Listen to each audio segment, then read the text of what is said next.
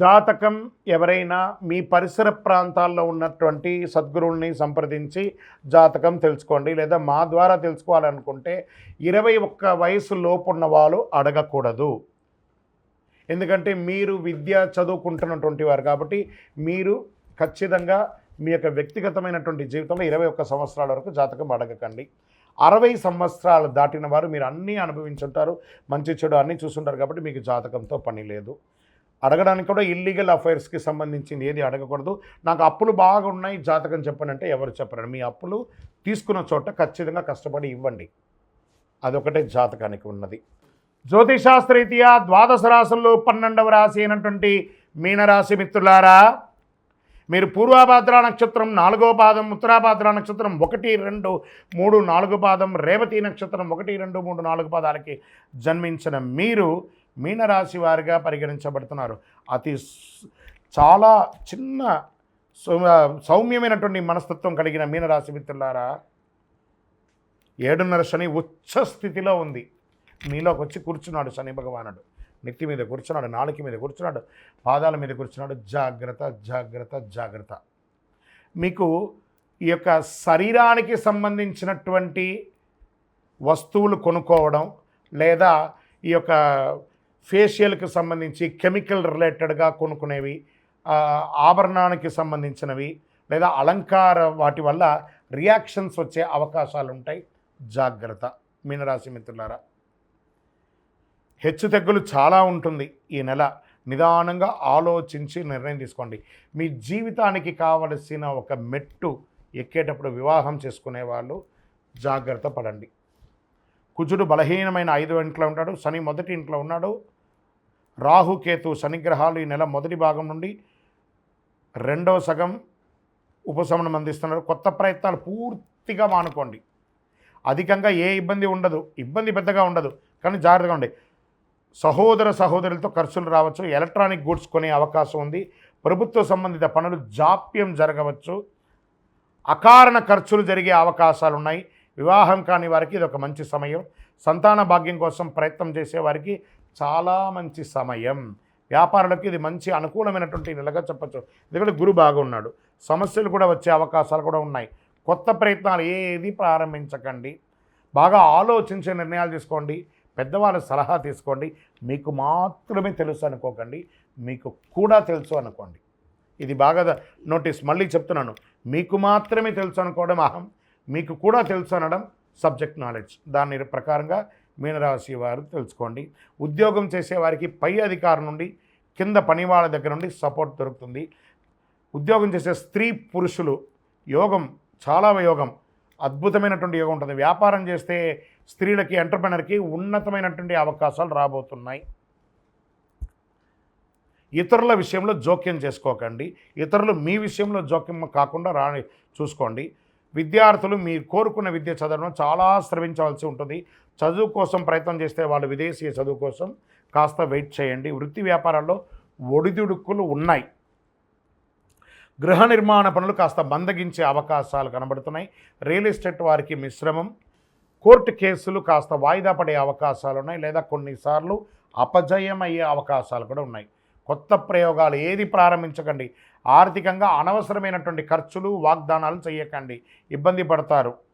ఆరోగ్యం చాలా జాగ్రత్తగా ఉన్నాయి. యాసిడిటీ లేదా అజీర్ణం ఇలాంటివి కూడా కొంచెం అవకాశాలు ఉన్నాయి. జాగ్రత్త. కాలేయ సంబంధిత వ్యాధులు కూడా వచ్చే అవకాశాలు ఉన్నాయి. జాగ్రత్త పడండి. రాజకీయ నాయకులకి ఇది ఒక గడ్డు కాలం. సైలెంట్గా ఉండండి. ప్రజాక్షేత్రంలో వెళ్ళేటప్పుడు ఎంతలో ఉండాలో అంతలోనే ఉండండి. తస్మాత్ జాగ్రత్త. దస్తావేజులు జాగ్రత్త. షేర్ మార్కెట్ అస్సలు ముట్టుకోకండి. వ్యవసాయదారులకి మిశ్రమం. మీడియా రంగం వారికి మిశ్రమం. ఇంకా ఐటీ రంగం వారికి స్ట్రెస్ స్ట్రెస్ స్ట్రెస్. జాగ్రత్త. స్పోర్ట్స్ వాళ్ళకి చాలా బాగుంది. సర్వీస్ సెక్టార్లో ఉన్న డాక్టర్, అడ్వకేట్స్, టీచర్స్, ప్రొఫెసర్స్, తర్వాత పోలీస్ డిపార్ట్మెంట్ లేదా డిఫెన్స్ వీళ్ళకందరికీ చాలా బాగుందని కూడా చెప్పచ్చు. సివిల్ సర్వీస్లో ఉన్న వాళ్ళకందరికీ కూడా మంచి మంచి సమయం అని చెప్పచ్చు. మీకు అదృష్టమైనటువంటి రోజులు మే 1, 4, 6, 8, 11, 14 ఈ రోజులంతా మీకు కలిసి వస్తుంది. అదృష్ట సంఖ్య 1 మరియు 3. చంద్రాష్టమం మే 10 నుండి 11, 12, 13వ తారీఖున తెల్లవారుజామున వరకు ఉంటుంది. జాగ్రత్త పడండి. 2.5 రోజులు చాలా జాగ్రత్తగా ఉండాలి. పరిహారం, నవగ్రహాలకి ప్రతిరోజు 19 ప్రదక్షిణాలు తప్పదండి. అంటే మాకు టైం లేదండి అంటే భగవంతుడికి కూడా టైం లేదండి, ఆయన కూడా చాలా బిజీ. మీరు ప్రదక్షిణ చేయకపోతే మీకు పనిష్మెంట్ ఇస్తాడని కాదట, కాస్త ఉపశమనం. ఆ భగవంతుడి దగ్గర ఒక ప్రార్థన, ఒక రిక్వెస్ట్. మనం ఎవరి దగ్గర ప్లీజ్ అంటాం కదా, అలా అక్కడ పోయి భగవంతుడి దగ్గర ప్లీజ్ అండి, మనుషుల దగ్గర కాదు. ఖచ్చితంగా మీనరాశి మిత్రులారా, మీ ఆరోగ్యం జాగ్రత్త, మీ నోరు అదుపులో ఉంచుకోండి. మళ్ళీ చెప్తున్నాను, మీకు మాత్రమే తెలుసు వేరు, మీకు తెలుసు వేరు. అది దాన్ని దృష్టిలో పెట్టుకోండి. శనేశ్వరుని ప్రసన్నం చేసుకోవాలి. కాస్మెటిక్స్కి దూరంగా ఉండండి. అన్ని రకాలుగా జాగ్రత్తగా ఉండాలి. మీ యొక్క కులదైవం, ఇష్టదైవం దగ్గరికి పోయి మీ వయస్సు ఎంత ఉందో నెలకొకసారి దీపం వెలిగించండి. అతి శక్తివంతమైనటువంటి కరుంగాళిమాల మీకు 7.5 శని నడుస్తుంది. జమ్మి చెట్టు, శని భగవానుని యొక్క చెట్టు. ఆ జమ్మి చెట్టే కరుంగాళి, దాన్ని మీరు తప్పకుండా ధరించండి. స్త్రీ పురుషులు ఎవరైనా కూడాను ఆరోగ్యంగా ఉంటారు, శని ప్రీతి పొందుతారు, అన్ని రకాలుగా విజయం సాధిస్తారు.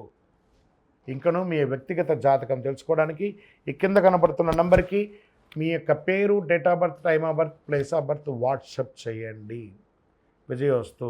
ద్వాదశ రాసుల్లో ఉన్నటువంటి మిత్రులారా, మీరందరూ కూడాను ఆయురారోగ్య, ఐశ్వర్య, భోగభాగ్యాలతో ఉండాలని అఖిలాండ కోటి బ్రహ్మాండ నాయకుడు శ్రీ ధర్మశాస్త్ర అయ్యప్ప స్వామివారిని 18 అవతారాలుగా కొలువైనటువంటి స్వామివారు జీవలింగేశ్వర స్వామి సన్నిధానం జీవకోణ తిరుపతిలో ఉన్నటువంటి బ్రహ్మశ్రీ డాక్టర్ చంద్రమౌళి గురుస్వామి గారు నిర్మించిన దేవాలయంలో మీకోసం ప్రార్థన చేస్తాం. మీరు క్షేమంగా ఉంటారు. తిరుపతికి వచ్చినప్పుడు మన దేవాలయాన్ని తప్పకుండా దర్శనం చేసుకోండి. రైల్వే స్టేషన్ నుండి, బస్టాండ్ నుండి 3 కిలోమీటర్ల దూరంలో ఉంటుంది. విజయోస్తు. 18 అవతారముల దేవాలయాన్ని బ్రహ్మశ్రీ డాక్టర్ ఎస్ చంద్రమౌళి గురుస్వామి గారు 2016 నవంబర్ 9వ తారీఖున జీవలింగేశ్వర స్వామి సన్నిధానం జీవకోణ తిరుపతిలో నిర్మించి సమాజానికి అంకితం ఇచ్చారు. ఇది చాలా గొప్ప క్షేత్రం అండి, ప్రపంచంలో ఎక్కడా లేదు. అయ్యప్ప స్వామికి 18 అవతారాలు. అతి త్వరలో అదే దేవాలయంలో 27 నక్షత్రాలకు, అశ్విని పర్యంతం మీనం వరకు, మన రేవతి వరకు, అభిజిత్ నక్షత్రం వరకు 28 నక్షత్రాలకి ఒక దేవాలయం కట్టబోతున్నాం. ఇంకను 54 అడుగుల శనీశ్వర భగవానుని ప్రతిష్ఠ చేయబోతున్నాం. ఇది ఒక చిన్నపాటి అడవి ప్రాంతంలో ఉంటుంది, కానీ సిటీలోనే ఉంటుంది. కపిలతీర్థం, అక్కడ అలిపిరి, కపిలతీర్థం, జీవకోణ ఎయిర్పోర్ట్ వరకు ఒకటే కొండ కింద అనమాట. ఈ జీవలింగేశ్వర స్వామి సన్నిధానంలో 300 రోజులు నీళ్లు పడుతూ ఉంటుంది శివుడి మీద. అలాంటి అద్భుతమైనటువంటి క్షేత్రంలో మీరు తిరుపతికి వచ్చినప్పుడు రైల్వే స్టేషన్, బస్టాండ్ నుండి 3 కిలోమీటర్, ఎయిర్పోర్ట్ నుండి 9 కిలోమీటర్ దూరంలో మన దేవాలయం ఉంటుంది. ఉదయం 6 గంటల నుంచి 11 గంటల వరకు, సాయంత్రం 5 నుంచి 8 గంటల వరకు దర్శనం ఉంటుంది. ఖచ్చితంగా మీ యొక్క తిరుపతి దర్శనంలో ఒక భాగంగా ఈ దేవాలయాన్ని దర్శనం చేసుకోండి.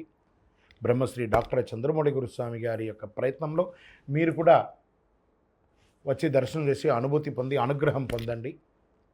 విజయోస్తు.